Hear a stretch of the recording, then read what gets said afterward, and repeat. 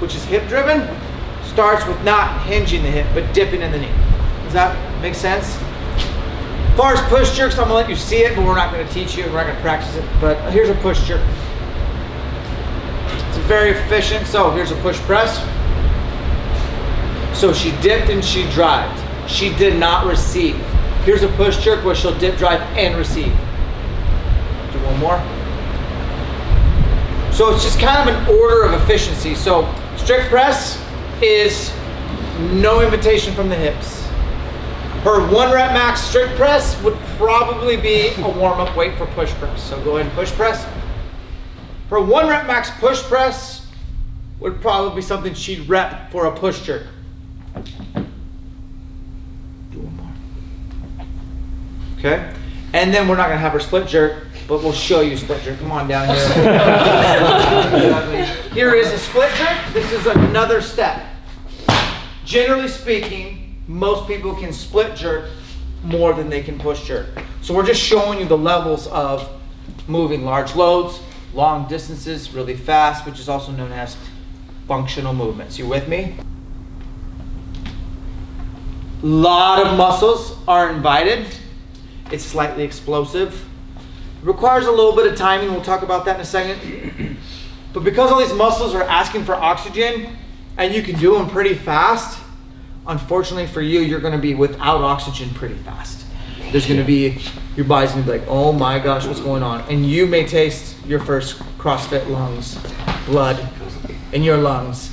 That's what thrusters do. And there's a famous workout, Fran, we're not gonna do it here, but it involves pull-ups and thrusters and it will smoke you like cheap crack. So right now, we're gonna break back into a circle. I got my coaches. We're gonna go through press, push, press, thruster. Let's go. Over.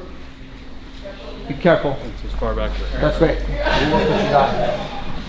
We're gonna move to a push press. I'm gonna have you get locked into this position. You're gonna dip 2 inches and pause. Remember what I said about inclination. Like your posture needs to be almost exaggerated to where when you dip, doesn't even change your midline at all. And then you'll be able to drive. So let's get into that dip position. So start tall. Dip 2 inches and pause. Do a stretch reflex. It's gotta be, it's a punch. It's dip, drive, dip, drive. It's not dip, drive. No, it's aggressive. It's powerful.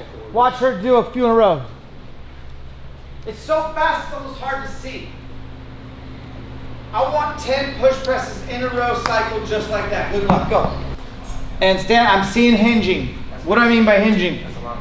This is not a squat. This is a push press. So dip 2 inches, pause in the knees, and stand. Dip 2 inch pause, and stand. You're gonna drive and press. Remember, finish with your hips locked out. I don't want you doing an incline bench press. I don't want the dowel out front here. Now, the return on the way down. You don't start squatting, friends. It's almost like you let the weight take you into your next squat versus trying to squat with the weight still overhead. So let's do a few thrusters. Work on your timing. We're gonna walk around and watch you do a few. It's just a dowel. Go ahead, give me a few. Yeah, this should be on here, like there. See how you're in a loaded position? Now send it with your legs. Good. And then pull it back down. Let's talk about pulling. Pulling is really important for an elk hunter. Your hamstrings, your butt, your lower back pull you up a mountain, okay? Going up is posterior chain sponsored.